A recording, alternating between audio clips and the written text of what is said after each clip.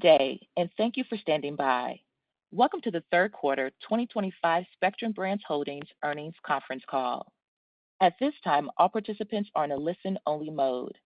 After the speaker's presentation, there will be a question-and-answer session. To ask a question during this session, you will need to press star 11 on your telephone. You will then hear an automated message advising your hand is raised. To withdraw your question, please press star 11 again. Please be advised that today's conference is being recorded. I would now like to hand the conference over to your first speaker today, Joanne Chomak.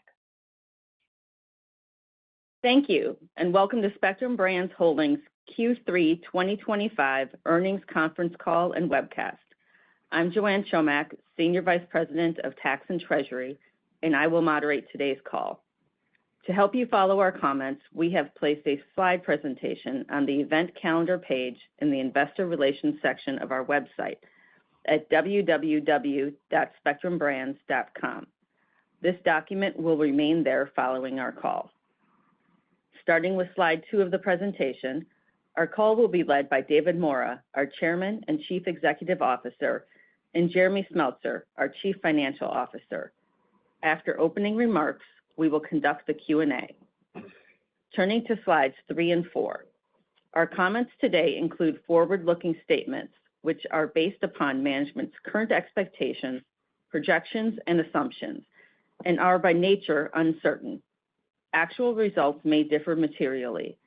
Due to that risk, Spectrum Brands encourages you to review the risk factors and cautionary statements outlined in our press release dated August 7, 2025, our most recent SEC filings, and Spectrum Brands Holdings' most recent annual report on Form 10-K and quarterly reports on Form 10-Q. We assume no obligation to update any forward-looking statements.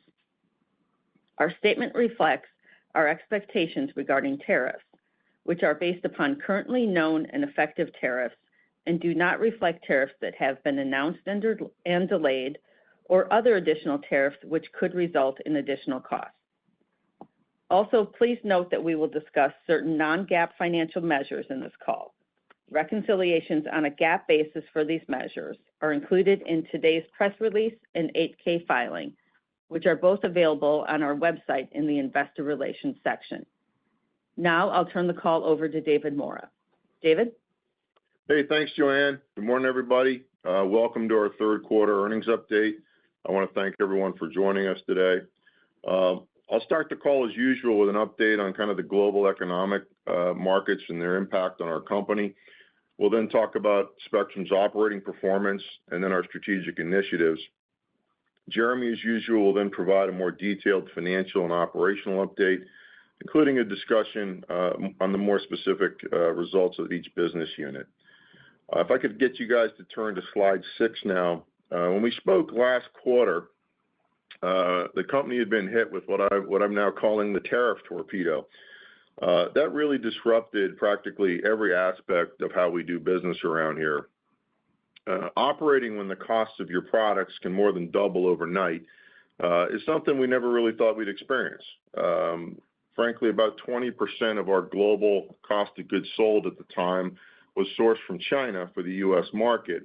And the cost of importing that product for sale to the U.S. consumer was suddenly so high, we had to take very swift and, quite frankly, draconian actions to protect the company. I told you last quarter that we would control, we would be nimble, and we would protect the house. We were resolute in our conviction that we would not sacrifice the long-term health of our business for any sort of short-term gain. I was confident that we would get through the near-term volatility and emerge a stronger and more focused competitor in our space. We knew that there would be short-term consequences to these decisions, but we also believed that doing the right thing for the long term would outweigh any sort of short-term gain. As I sit here today, 90 days later, I'm confident that we've made the right decisions. We took the challenges head on. We felt the impacts on our results this quarter, but we're now already starting to see the benefits of making these difficult but correct decisions. Doing the difficult but right thing meant we had material supply issues in the third quarter. You'll recall that when U.S. tariff rates on Chinese-sourced products went to 145%, and in some cases up to 170%. Earlier this year, we paused virtually all finished good purchases from China until such time the tariff levels declined to a place where we believe we could maintain profitability and margins. In mid-May, when the U.S. tariff rate on Chinese imports dropped to 30%, only then did our businesses begin to strategically place orders again, and we only bought product where we knew we could price them for tariffs. Turning to the supply chain took time because we completely shut it off. We were negotiating supplier pricing concessions, we were prioritizing production runs, and we were making arrangement with ocean freight carriers. We genuinely have one of the best supply chain teams in the industry today, but even with them at the helm, we went up to 8 weeks without any importation of product, and that left us out of stock on some of our main SKUs. Regular supply is now back on, but in this case, doing the right thing meant we had orders we simply couldn't fill in our global pet care and home and personal care businesses during the third quarter. Some of that will continue into Q4 as well. Doing the difficult but right thing meant that we stopped shipping to some customers. When we faced material inflationary headwinds, our playbook is to cover our margin structure through a combination of supplier concessions, internal cost reductions, and yes, unfortunately, pricing. So with each round of tariffs, we had to notify our customers that we will be increasing prices. No pricing negotiation with a retail customer is easy, but generally we seek to be in a mutually agreeable place to arrive at a logical point given the inflationary headwinds. But when these negotiations stall, we simply have no choice but to stop shipping to the customer and allow the negotiation to play out.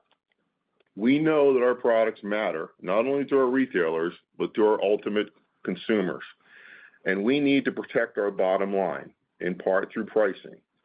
With all the tariff headwinds this year, and even at the lower Chinese tariff levels, it simply wasn't practical for us to absorb all the cost of tariffs without increasing some prices. Unfortunately, some of our negotiations lasted much longer than others, which meant we had to stop shipping to certain customers while those negotiations were ongoing. In fact, in some of these cases, the customers were quite large, and they were our key customers, and the stop shipment lasted weeks. The good news is that we now have tariff-related pricing in place with practically all of our customers, and our sales levels are already improving. Again, doing the right thing to avoid massive long-term P&L hits meant we had to lose a significant amount of revenue in the third quarter. Doing the difficult but right thing also meant we had to look internally, unfortunately, and we had to reduce our own costs. During the quarter, we executed a number of reduction in force activities that spanned across all the businesses and our corporate functions. We have either eliminated open positions or delayed their backfill. We had to adjust our investment spend to reflect the state of the business and the consumer environment. We've had to prioritize investments that would be the most impactful to both this year and into the future, given softer consumer demand in some of our categories. We also reduced discretionary and external spend, and we've been shrinking the real estate footprint of our company by right-sizing office spaces, warehouses, and distribution centers. I'm very pleased that despite these tough decisions, these cost reduction activities that we engaged in and that we've implemented literally in the last 90 days, we now expect to reduce our costs by over $50 million in the fiscal year, fiscal 25. That's a lot of work in a 90-day period of time. We also have been working hard to diversify the supplier base across the board. The teams are continuing to create diversified sourcing footprints for our global products, developing and activating non-Chinese sourcing alternatives. Our goal is to have the lowest all-in cost of supply for each of our markets. We expect that China will likely be the low-cost supply base for our international markets because of its cost advantages and its manufacturing efficiencies. Now, for the U.S. market, sourcing outside of China even there may not always be the lowest cost option due to tariffs on other Asian countries. However, with the recently announced reciprocal tariffs and the trade agreement between the U.S. and China not finalized, it is possible that Chinese sourcing can still be the low-cost option. We have to be nimble.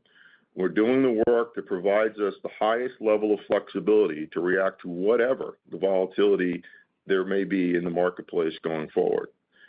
We are still working toward the targets we discussed during our last call, with GPC, or our global pet care company, having non-Chinese sourcing alternatives for the predominance of its purchases by this calendar year end, and HPC continuing to build out its non-Chinese sourcing footprint throughout the remainder of fiscal 25 and growing it in 26. However, the drop in Chinese tariff levels has provided some relief to these diversification efforts, and they're giving us a slightly longer time frame in which to address it. If the relative tariff rates change, we will return to an accelerated path to exit China. Ensuring we have quality product, finding the right long-term solution for the company is the priority. With our initial rounds of pricing and supplier concessions, we have essentially eliminated our tariff exposure at the end of Q3. I'm very proud to make that statement. Based on the current known trade agreements between the U.S., the European Union, and other relevant countries that we source from, we are now targeting an incremental $20 to $25 million worth of pricing and supplier concessions across the three businesses to fully cover what we believe will be the incremental exposure heading into fiscal 2026. Our ability to do the difficult but right thing is enabled by our balance sheet, which is exceptionally strong, our strong free cash flow generation, the low leverage of the business, and our ample liquidity and extended debt maturities. These things are all enabling us to be not only sustain ourselves, but to enable us to strengthen our position in a volatile environment with quarterly sales that, quite frankly, were materially disrupted given the tariff activities of the last 90 days. But these things, we continually do the right thing for this company to set us up to enter 26 on strong footing. It's really made us the partner of choice, too, for suppliers that are trying to build out new Southeast Asian factories. They know we're going to be here. They know we're going to give them orders. They know they can count on us to pay them in time, on time, every time. We're going to continue to strive to do the right thing when it comes to protecting our balance sheets and our cash flows always. If I can now have everyone turn their attention to slide 7, I'll take you through the Q3 numbers. And again, these numbers are materially distorted because of shutting off inputs from suppliers and then, quite frankly, shutting off sales to customers during pricing negotiations. But our net sales in Q3 did decline 10.2%. If we exclude some foreign currency benefit, organic sales decreased 11.1%. The U.S. and European customers have been feeling macroeconomic pressure, quite frankly, from the global trade instability around the world. Customers have been stressed, and that's led to kind of overall category decline in both pet and the appliance businesses. Quarterly sales were also negatively impacted by the temporary but difficult decisions we made to stop shipments to major retailers when tariff-related pricing negotiations stalled, as well as some inventory shortages from the period when we paused all imports from China. In our home and garden business, we actually had a cold and wet start to the season, and that did negatively impact POS and retail reorder patterns during Q3. The adjusted EBITDA generated by the business was $76.6 million.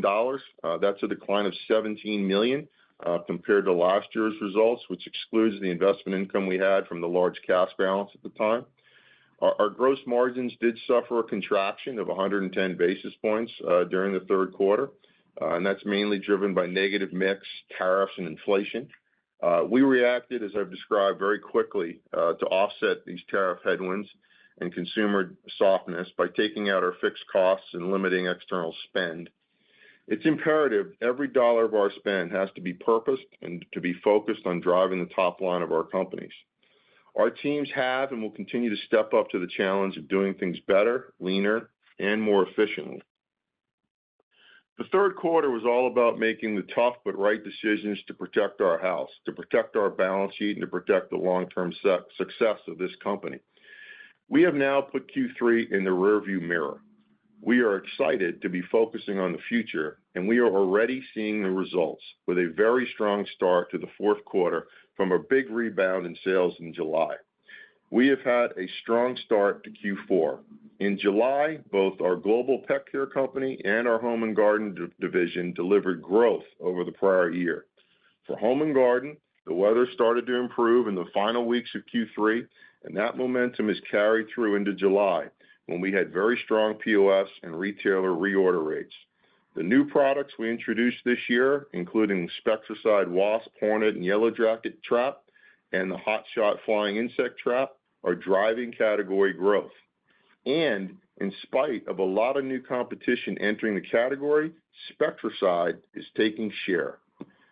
GPC and HPC's results continue to be impacted by supply constraints from our pause in Chinese imports, but each business is now shipping to all customers. In Global Pet Care, we gained new points of distribution and regained premium shelf placement for some of our chews at a large retailer who had moved them to prioritize their private label product in the past. Our new GPC president has quickly elevated the level of engagement of our business and is bringing excitement to the team, rallying around new innovations in health and wellness, niche treats, and food and cat. HPC performed well during Amazon's Prime Days and is now shipping new innovation to retailers that have been impacted by our pause on Chinese purchases. We are continuing to make top-line brand-building investments to support our new innovation and to drive category growth. If I could have everyone now go to slide 8, and I'll give you guys an update of the strategic priorities for the remainder of fiscal 25. After updating their priorities last quarter to reflect the new tariff landscape and softening consumer demand environment, our strategic priorities remain unchanged this quarter to reflect our continued focus on making the right long-term decisions for the business and maintaining a nimble stance during these times of volatility. We are focused on protecting the balance sheet, and we remain on track to deliver approximately $160 million in free cash flow this fiscal year, which is nearly $7 per share in free cash flow. On our last call, I told you we were running the business for cash flow generation for the rest of the year due to the high tariff environment and the volatile situation we found ourselves in. The reduction in Chinese tariff rates has shifted our focus back to a more normalized approach. While we remain laser-focused on cash flow, liquidity, and net leverage, we continue to identify working capital improvements throughout our operations. We are leaning into our supply chain strength to diversify our supplier footprint, and our supply chain team is uniquely situated to strategically anticipate and to quickly and proactively respond to macroeconomic developments. In the third quarter, they handled not only turning off Chinese imports to the U.S. literally overnight, but also turning that back on in a way that ensured we would maintain our profitability. Our quarterly average global fill rates were over 95%, in spite of having tariff-related shortages. I'm very proud of the team for that accomplishment. Thank you all. Having high fill rates and service levels are critical when you're negotiating terms and trying to get pricing with your retail partners.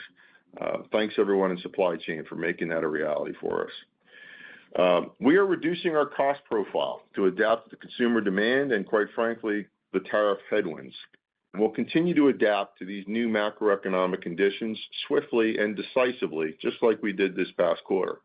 The teams are focused on fewer, bigger, and better initiatives to maximize the impact of our investments.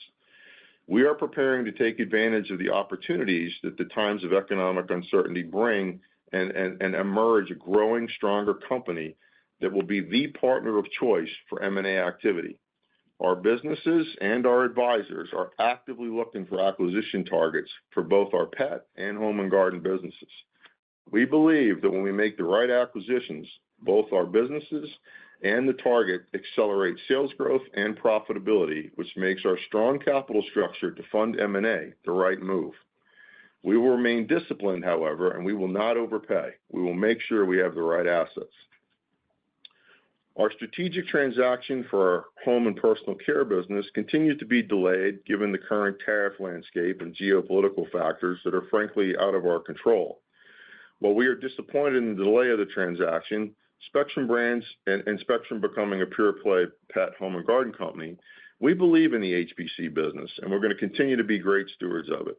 We have not called off a transaction permanently, and as always, we will seek ways and opportunities to maximize its value. If I can now turn your attention to slide 9, I'm going to give you an update on share repurchases. During the third quarter, we repurchased just under 1 million shares. We, in fact, bought back 900,000 shares, and we continue to buy during our pre-earnings quiet period through a $50 million 10b5-1 plan put in place in June. Year to date, through today, we have repurchased approximately 4 million shares for roughly $300 million. And in total, since we closed the HHI transaction, we have returned approximately $1.32 billion of capital to shareholders through various share repurchase programs, and we've repurchased 42% of our share count since the closing of that deal. We have been more conservative lately in share repurchases to preserve the strong balance sheet and liquidity to manage through the volatility of Q3, and we'll monitor and be opportunistic in share repurchases going forward. Turning to slide 10, given the continued unpredictable nature of global tariffs and global trade negotiations, particularly between the U.S. and China, and some softening in the U.S. and Europe of consumer demand, at this time, we don't have sufficient visibility to give you an earnings framework for 25. However, we are reiterating our expectation to deliver the $160 million of free cash flow, and as I noted earlier, that is approaching $7 per share in free cash flow in fiscal 25. Now, before I turn the call over to Jeremy, I want to sincerely thank each and every one of the members of the Spectrum Brands team. The last 90 days was no fun for any of us. You guys all worked hard and tirelessly. I'm proud of how you faced into the tumult that was delivered to us through tariffs, and I'm really proud of how we've handled that. I think we took our medicine, and better days are already happening. So I hope we never get hit with this tariff torpedo again, but I'm confident this team will do the right thing, make the tough decisions, work together to ensure the long-term success of this company. I'm going to turn the call now over to Jeremy, and he's going to give you some updates, more specifics on the financials, a lot more business unit insights, and then I'll come back to you guys for closing remarks. Turning it over to you now, Jeremy. Thanks, David. Good morning, everyone. Let's turn to slide 12 and a review of Q3 results from continuing operations. We'll start with net sales, which declined 10.2%.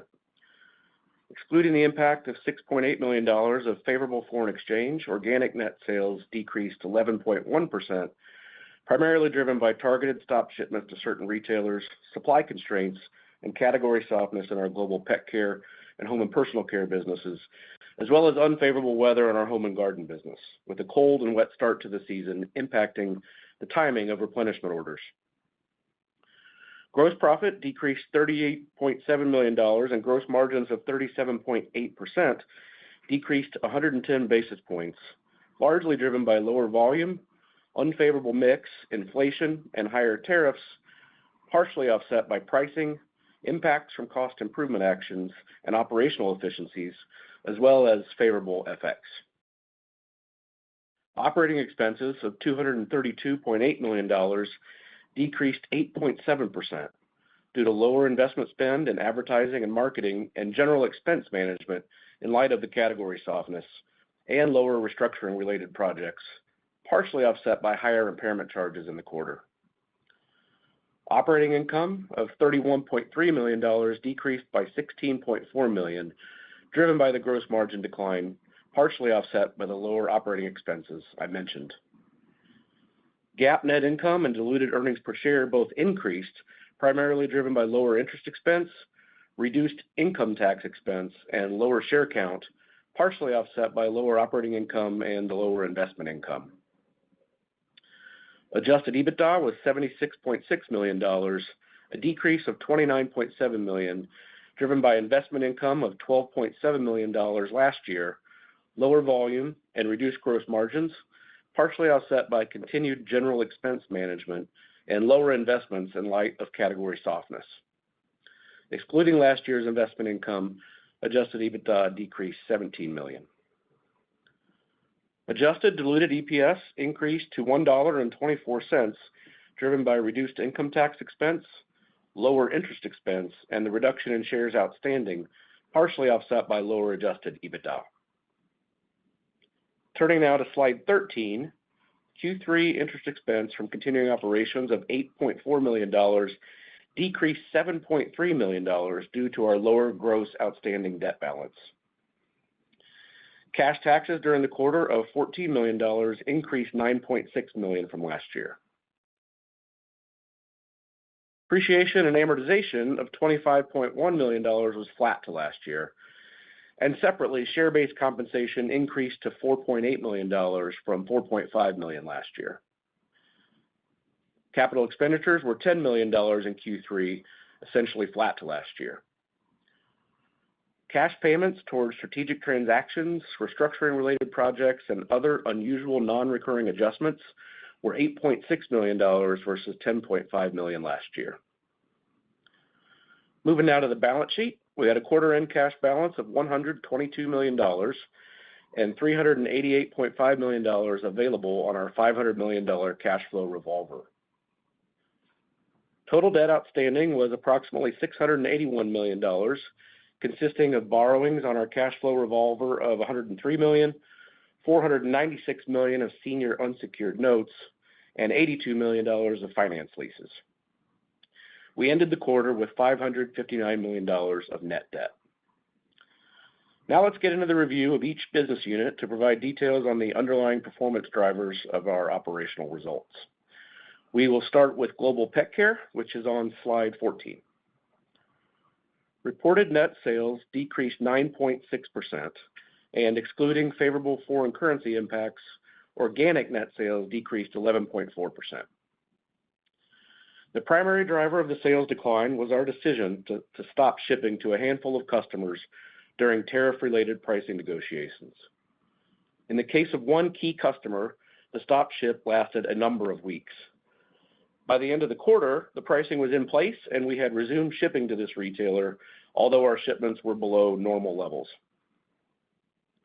In addition, sales were negatively impacted by tariff-related supply issues attributable to the period during which U.S. tariff rates on Chinese products were 145%, and we had paused importing Chinese-sourced products.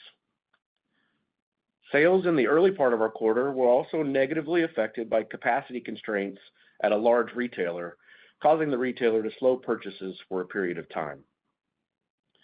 Those purchase patterns returned by the end of the quarter. These headwinds led to companion animals' organic net sales being down low double digits for the quarter. In addition, while we maintained our market share, the overall North American companion animal category declined in the low single digits. We are pleased with the consumer reaction to our innovation and commercial activation, amplified by successful collaboration with key retailers that resulted in expanded distribution and improved shelf placement. In EMEA, organic net sales for our Good Boy brand increased, driven by successful range reviews in the UK and a very successful launch into Germany and Austria. Yet overall companion animal sales were down low single digits, driven by weakening European consumer sentiment and a sales push into Q4 due to customer warehouse constraints. Organic net sales in Latin America grew low double digits, predominantly in the chews category. In aquatics, organic net sales declined in the low teens, with sales declining in each region. In North America, consumer demand remained soft, and sales were affected by the same pricing negotiation and weeks where we were not shipping to certain retailers. Distribution gains at Pet Specialty offset some of that softness. In EMEA, market share increased nicely, however, sales were impacted by lower consumer demand and the timing of order fulfillment. GPC's new leaders are focused on commercializing innovation to engage our retailers and consumers. Our recently launched DreamBone Collie Yums continue our focus on introducing innovation that offers health and wellness benefits for pets.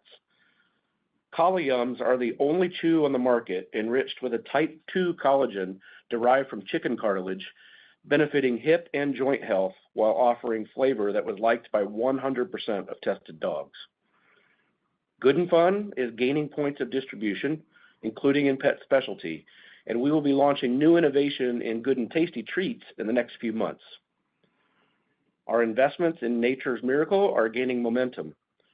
Nature's Miracle has an extraordinarily high loyalty rate, driven by its best-in-class product performance.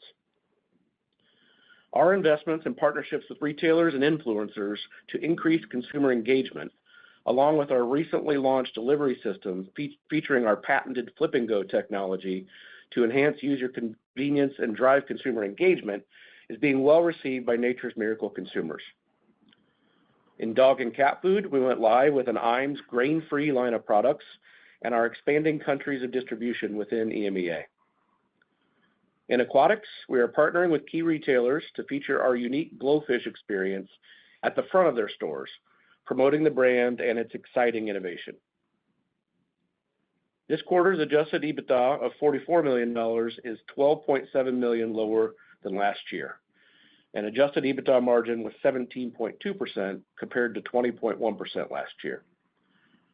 The reduction in adjusted EBITDA was primarily driven by lower sales volumes, unfavorable mix, and inflation, partially offset by operational productivity improvements, lower brand-focused investments, and FX. Looking forward, we expect cautious consumer behavior in North America, but we remain optimistic about our performance in the category with some recent wins in product distribution and placement, together with a positive pace of sales and consumer acceptance to our innovation. European consumer demand in the pet categories is also feeling the effect of the global economic uncertainties, yet our Good Boy brand is performing well, and we have a promising innovation pipeline. We remain cautious about aquatics, where some U.S. retailers are reducing shelf space due to lower consumer demand and recent growth trends. We are overall excited about the pet category and believe these short-term headwinds will be behind us in the near term. As a reminder, our prior year fourth quarter net sales were positively impacted by a non-repeating customer pull forward of approximately $10 million in purchases ahead of our SAP S/4HANA Go Live last October. Let's turn now to Home and Garden, which is on slide 15. Net sales decreased 10.3% in the quarter. The cold and wet start to the season delayed POS in our categories, negatively impacting retailer reorder patterns. Net sales in controls, our largest business, were down low single digits, while net sales in household pests, repellents, and cleaning were down double digits. While total category sales in each of our categories were lower this quarter, Spectracide gained market share, with wasp and hornet pest control sales well above category and comps improving with the weather conditions towards the end of the quarter. In fact, Spectracide is the only top 5 brand that grew across the controls category in the quarter from the data that we see. Hot Shot also outperformed the category this quarter, growing in every indoor segment in which we compete, driven by our new products and innovation. And Repel was the fastest growing repellent brand in the category, where sales in the food, drug, and dollar channel this quarter were especially strong, while cleaning sales comparisons continued to be affected by the loss of distribution in the prior year. As the weather improved in the last weeks of June, we saw both POS and retailer reorder patterns improve, and as we closed the quarter, retailer inventory levels were generally flat year over year. Our innovation continues to gain support from our retail partners and interest from consumers. The Spectracide One-Shot product line, our higher performance, longest lasting product, gained incremental off-shelf display support early in the season inside the home center channel, and combined with the continued advertising support, contributed to Spectracide's market share gains this season. This year's innovation launch, the Spectracide Wasp, Hornet, and Yellow Jacket Trap, continues to gain momentum with consumers and support from all of our key accounts. POS performance is well above expectations, and we are in the process of increasing capacity for fiscal 26. This product quickly gained penetration in the category, one of the highest of any new items in overall pest control. We also launched the new Hot Shot Flying Insect Trap this season, in line with our brand strategy of offering strong benefits and significant value to consumers. This innovation was voted Product of the Year for Best in Pest Control. At a value price point to competitive products, the Hot Shot Flying Insect Trap provides continuous action to attract and capture houseflies and fruit flies with a discreet, compact design that blends seamlessly into your home with no setup or electricity required. POS performance has been very strong, significantly surpassing expectations. Adjusted EBITDA was $38.6 million compared to $43.3 million last year, and the adjusted EBITDA margins was 20.4%, 10 basis points down from last year.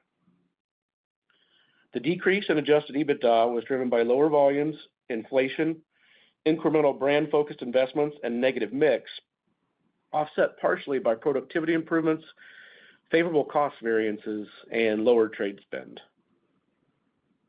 Weather conditions improved in the final weeks of June and have generally remained favorable in the early weeks of our fourth quarter. In fact, we had record high shipping weeks in July. Our retail partners continue to prioritize the lawn and garden category in their stores with off-shelf space and displays supporting consumer sales during the later breaking season. We are encouraged that the control season has extended this year compared to prior years, with higher POS than typical carrying into the fourth quarter. Our fall crawl program is gaining momentum, with retailers recognizing the shifting seasonal patterns and opportunity to continue driving foot traffic throughout the fall as consumers focus on controlling pests inside their homes and weeds in their yards. We are anticipating expanded retail placement for the fall crawl season, supported by incremental in-store displays, promotions, and media. Overall, the category remains competitive, and we plan to sustain our brand-focused investment throughout the fourth quarter. And finally, Home and Personal Care, which is on slide 16. Reported net sales decreased 10.8%. Excluding favorable foreign exchange, organic net sales decreased 11.4%. Sales in the home appliance category were down mid-single digits this quarter, while sales in personal care were down double digits. Organic net sales in EMEA were also down double digits, driven predominantly by softness in personal care. Weaker consumer confidence across the region negatively impacted hair care sales in the quarter, offset by some favorability in shave and groom. Home appliance sales were down low single digits due to continued softness in brick and mortar, partially offset by growth in e-commerce, with growth in garment offset by a decline in food preparation. Overall, European consumer confidence remains cautious in the current geopolitical environment. North American sales decreased around 20%. Similar to EMEA, the sales decline in personal care was greater than the decline in home appliances. Throughout the quarter, the U.S. HPC team negotiated tariff-related pricing increases, and while pricing is now in place, those negotiations were dynamic and in some cases required us to stop shipping product to certain retailers for a period of weeks. The negotiations for personal care in some cases lasted longer than those for home appliances, negatively impacting relative sales. Product availability and sales were also negatively impacted by the period during which we paused purchases from China. Consumer demand remains cautious, and retail prices for the category have hit the shelf. Organic net sales in Latin America grew low double digits, with strong growth in both categories, driven by new product launches in personal care and cooking and coffee for home appliances. On the commercial side, we launched the Power XL Air Max at Walmart this quarter. The Air Max is sourced from Indonesia, and sell-in is exceeding our expectations. We're pleased with our launch on TikTok in the UK, where our products are resonating well with consumers and monthly sales are growing. The Power XL brand is developing strong brand awareness and positioning in Latin America across multiple countries and retailers. Our Remington Balder, the Circana certified #1 brand of head shavers in the U.S., continues to win accolades, having recently been awarded the best overall head shaver by Men's Journal magazine. We're launching a new Remington line, the Air Vive, in our international markets, and recently hosted 40 of our largest European customers at a unique Manchester United event to build on the regional brand strength and positioning of Remington internationally. We plan to launch the Air-V in the U.S. in the near term. This quarter's adjusted EBITDA was $7 million compared to $11.8 million last year. The adjusted EBITDA margin was 2.7%. The decline in adjusted EBITDA was driven by lower volumes, inflation, unfavorable mix, and tariffs, partially offset by pricing, lower brand-focused investments and distribution costs, and FX. We are actively streamlining our global business, reducing our fixed costs, and executing our plan to diversify our global sourcing footprint. We are pursuing a dual sourcing model to provide options to source either from China or an alternative country, depending on which source of supply provides us with the lowest all-in cost. We also intend to significantly streamline and reduce our U.S. SKU count to simplify our supply chain and the lift of moving production out of China. With most of our pricing negotiations behind us, we should not have meaningful stop shipment situations in Q4, but do expect that we will have some supply constraints in North America due to the pause in purchases while the 145% tariff on Chinese imports was effective. Let's turn now to slide 17. As David said, given the continuing instability regarding global tariffs, the unpredictable nature of global trade negotiations, and the continued cautiousness of consumers in the U.S. and Europe, at this time, we do not have sufficient visibility to provide an earnings framework for fiscal 25. We are, however, reaffirming the expectation that we will generate approximately $160 million of free cash flow for the year, actively managing our spend and working capital. In addition, with our sales performance in July, we do expect Q4 year-over-year sales to be improved from the 11.1% organic sales decline we experienced in Q3. To end my section, I want to echo David and thank all of our global employees for their hard work in these challenging times. Now back to David. Hey, thanks, Jeremy. And thanks everybody again for joining us on the call today. Look, let's take a few minutes like I normally do, and let's just recap kind of the key takeaways of today's call. We can find that on slide 19. I concluded our last call by telling you I was confident we'd get through the near-term tariff-related volatility and emerge a stronger, more focused company and competitor. We really did make very swift, difficult, decisive decisions to protect our long-term financial health during Q3.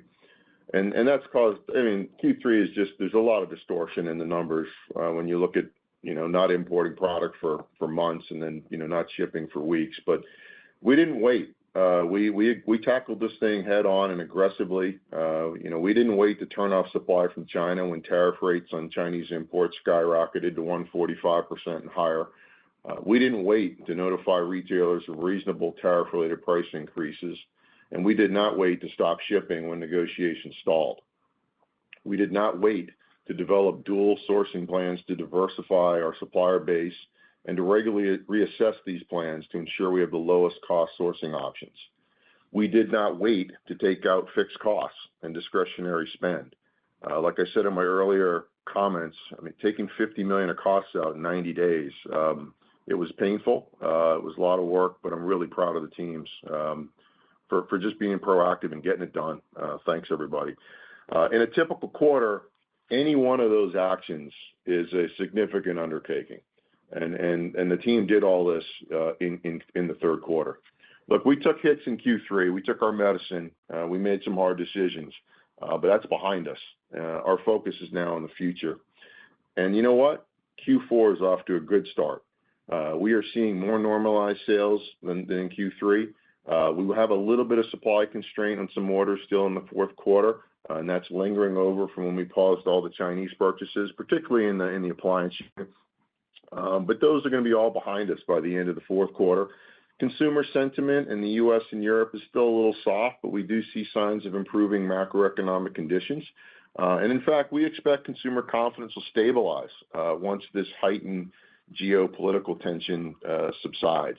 Weather trends have improved for Home and Garden. We expect to see continued strong POS levels into the fall, and we're excited about the fall crawl season that Javier and the team has going on currently. We know the hard work's not behind us.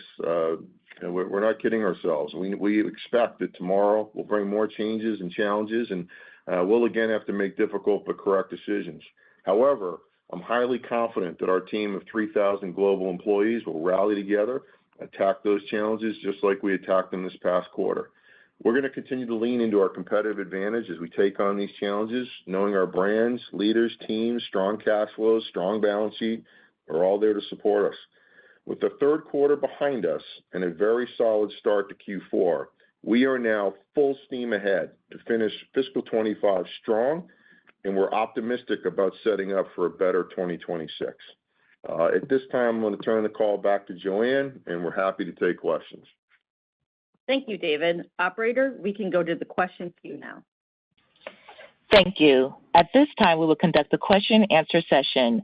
As a reminder, to ask a question, you will need to press star 11 on your telephone and wait for your name to be announced. To withdraw your question, please press star 11 again. Please stand by while we compile the Q&A roster. Our first question comes from Brian McNamara at Canaccord Genuity. Hi, Hey, Brian. Is Morning. Callinan.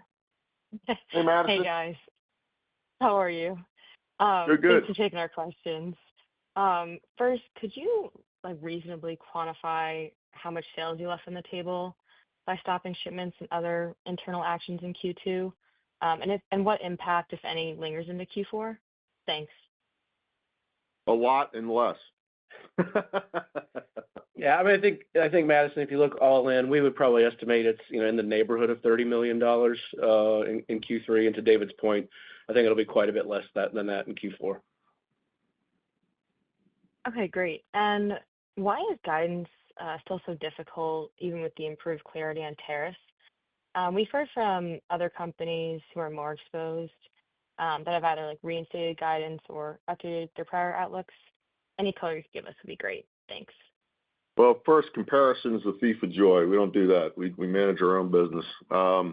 Look, I think the message I'm trying to get you guys today is we took this thing on full steam. I mean, I use nautical terms because I grew up around a lot of boats, but we stuck the bow of this company right into the wave, and I'm really proud of how we've addressed it. I mean, if you're evaluating the stock, you shouldn't price it off Q3. Q3's got a ton of noise where you're shutting down inputs for 2 months. You're shutting down selling stuff for weeks on end to get pricing, and you're taking $50 million of cost out of the business. That's a lot of surgery in a 90-day period, and that's why I'm really proud of the team. What we've told you is, say, things are really looking a hell of a lot better. July is off to a great start. But look, the year we got hit with this tariff torpedo, and it just doesn't make any sense. Listen, it's still fluid, right? You read the headlines every single day, and it's just irresponsible to sit here and say, oh yeah, we're going to predict this stuff very accurately. We are getting back. What we're trying to convey is, look, we're in Q4. We think the bulk of this is behind us. We're getting into a much more normalized operating rhythm. It's full steam ahead, and we're setting up for a great 26. It's only 2 months away, and obviously we look forward to talking to you then in November. I think that's the best way I can tell you where we're at. Thanks, guys. Thanks, Matt. Thank you. Our next question comes from Bob Labick at CJS Securities. Hey, Bob, how you doing? Hi, this is Will on for Bob. How are you doing? Good. You've been increasing your brand investment in recent years, and can you just talk about your capital allocation strategy in a soft consumer environment? And are there any changes to where you are investing? Listen, I think the whole space is undervalued. I think anything that's facing the consumer or had any sort of tariff, exposure to it got destroyed from a share standpoint. I think the shares are dramatically undervalued. We keep buying them every single day. We have a very unlevered balance sheet to continue buying back shares. But we've bought back almost half the float. And I guess if the shares want to stay down here, we're going to keep buying them. At the end of the day, I do want to do M&A.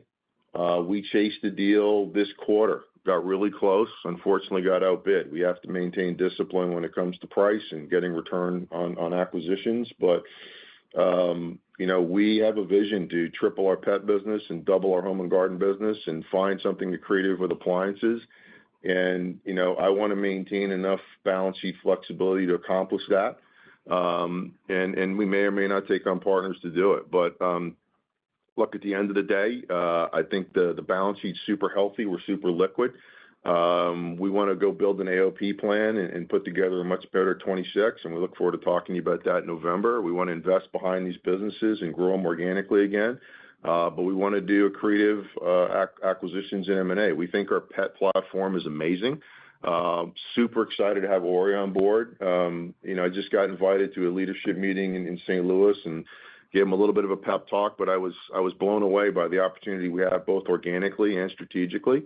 As I talked about last quarter, we think if we can fill in some voids, whether it's wet food, whether it's cat, whether it's some of these treats as we try to expand into treats versus just being in chews, all the while strengthening our core chews business. We think our pet platform's got a very exciting future. We've got a few gaps: health, wellness, food, cat, etc.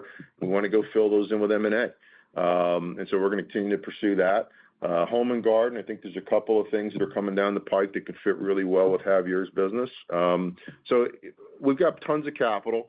Everybody calls us. Everybody loves our low leverage, and so there's tons of capital available to us. We have to be disciplined, find the right assets, and in the interim, we'll keep buying the shares. Thank you. And just to follow up, has the M&A environment improved meaningfully with the new tariff map recently enacted, or is there's still too much uncertainty? Thanks. It's both, right? Uncertainty makes it hard to underwrite stuff that's in trouble, and so you got to be careful you don't catch a falling knife.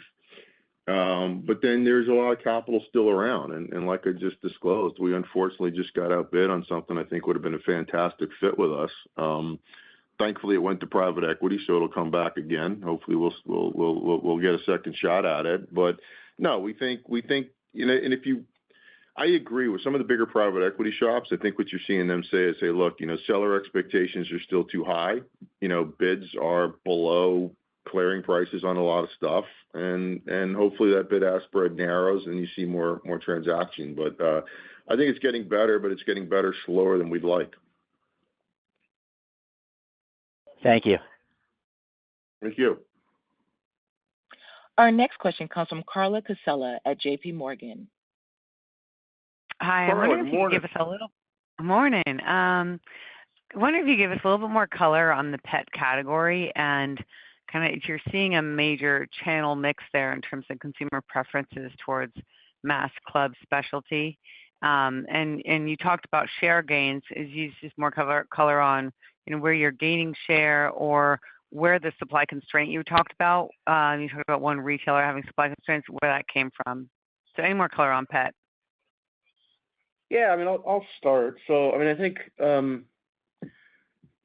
it's interesting to see the overall category still declining in what we do, particularly for chews and treats, right? And I think that's been the biggest challenge for all of us that compete in that space, because it's been, years of category growth.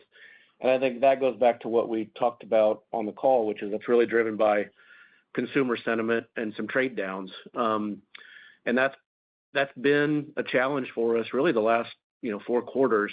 I think what you heard in my prepared remarks today is actually a little bit more optimism from a number of things. One, we got our pricing through, on chews in particular. That's very important because that's our biggest exposure from a category perspective. And then 2, I think, as we've talked about the last couple of calls, particularly last call, is that all of us are in the same boat, right? Everybody on the chews and treats side, the vast majority, the larger players are sourcing out of Asia, and so the tariffs are hitting everybody, and that includes private label. And so we have actually started to improve versus private label in the U.S. market, which is great to see. But pet definitely was impacted materially by stop shipments. I actually think that if we didn't have stop shipments and some product availability issues, we probably sequentially would have improved sales from Q2 to Q3, which again goes back to it actually does feel like it's bottomed and starting to get a little bit better. Certainly, we at least maintain share from a POS perspective, even though our net sales were below because of the timing of those stop shipments and retailer constraints. That was mostly in the U.S., a little bit in Europe too, around a global customer that really was having, just some overall warehouse constraints and issues with too much product in their DCs, and it delayed some orders. So, overall, I think our message is we think we're probably incrementally in a better place than we were 6 months ago in pet. We've got our pricing in place and, a new team in that business reinvigorating the messaging, both internally and externally with our retail customers, and we're excited about what's ahead in 26. Okay, great. And can I just ask on, you talked about the timing of your shipping and holding off on purchases during the tariffs. Are you seeing major volatility in shipping or container rates with yourself and maybe others doing some of the same? No. Not anymore. No, we're pretty steady. We're pretty much on contract rates. We're really pleased with our relationships with ocean freight carriers, and I think I really don't see anything disrupting the normal pace in Q4 like we had in Q3. Obviously, barring some blow up in trade negotiations amongst the U.S. and countries that matter to our sourcing. Okay, great. Thank you. Thanks, Carla. Our last question comes from Olivia Tong at Raymond James. Great, thanks. Hey, Good Olivia. morning. Hi, how are you? Morning. How you doing? Good. Good. Much better after getting through the last 90 days. We're feeling better. I would imagine so.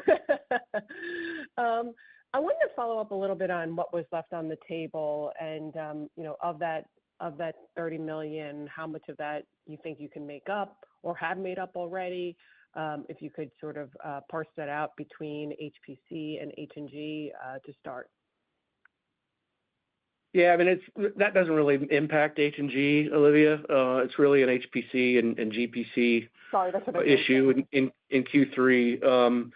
I think probably half of it we've already recovered and goes to that solid July that David talked about, particularly around some of the stop shipments. So some of it we'll miss. Product availability, oftentimes you'll miss a little bit of POS, but I don't think by the time we get through the full year, that'll be an overall meaningful impact to our results. Got it. Sorry about that mix-up on H&G.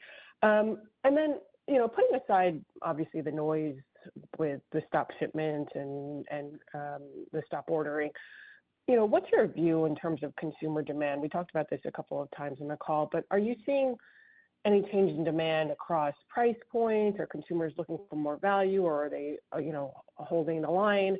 And then, in terms of the pricing that you're planning, could you talk about how much on average and sort of the range that you're looking for and when that's getting implemented? I'll go first, and then Jeremy can fix it. Look, I've been surprised at how resilient the consumer is, honestly, given everything thrown at them. And, we saw weakness in the U.S., I think, last fall coming into the start of this year. And then, Europe kind of followed behind that.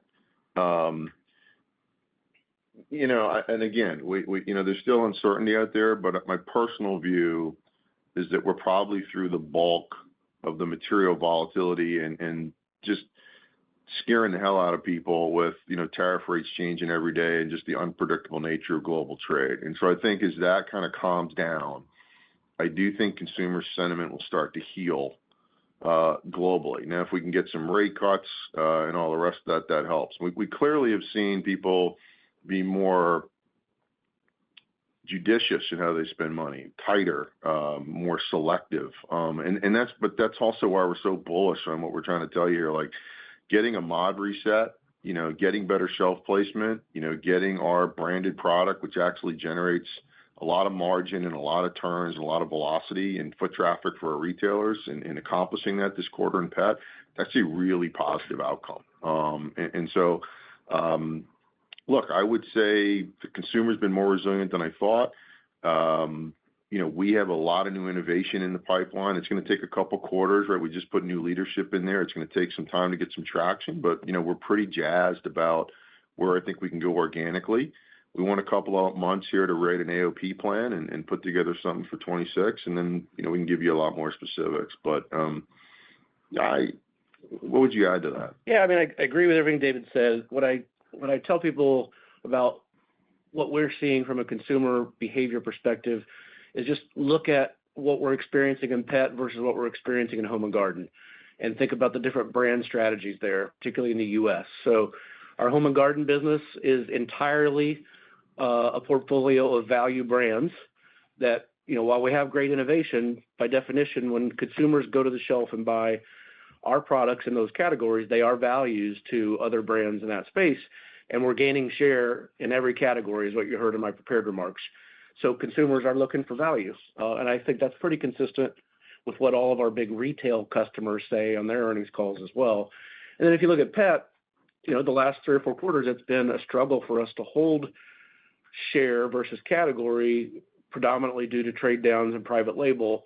But that is starting to get a little bit better. So that's I think, a great picture of what the consumer is experiencing. But I think, the fact that when prices do get raised, when we do a rollback on our premium brands, we actually see consumers come right back to those brands. And so they still really do want those branded products. That's why I feel so much better heading into 26 in that business. And then to your last question, I'm really pleased with where we're at right now. As we sit here, still fairly early in the fourth quarter, and all these trade arrangements have been made just in the last few weeks with countries that matter to us. And many of them have made arrangements with the U.S. at pricing above the 10% tariffs that we were operating under. We still only have, $20 to $25 million of incremental pricing and supplier concession on an annualized basis that we're targeting for 26, to mitigate that. And so that's a pretty low number across a $3 billion revenue base in 3 different businesses in multiple categories. So to your question on how much price, it's, by definition, it's less than 1% in total. And, at this point, I think it'll be very strategic and targeted from a revenue growth management perspective on how we get that price. And we'll partner with our retail customers to make that happen and protect, as David always says, protect our bottom line in our house. Understood. Thanks and best of luck. Thanks. Hey, thank you. This concludes the question and answer session. I would now like to turn it back to Joanne for closing remarks. Thank you. And with that, we have reached the top of the hour, so we will conclude our conference call. Thank you to David and Jeremy. And on behalf of Spectrum Brands, thank you for your participation this morning. Thank you for your participation in today's conference. This does conclude the program. You may now disconnect.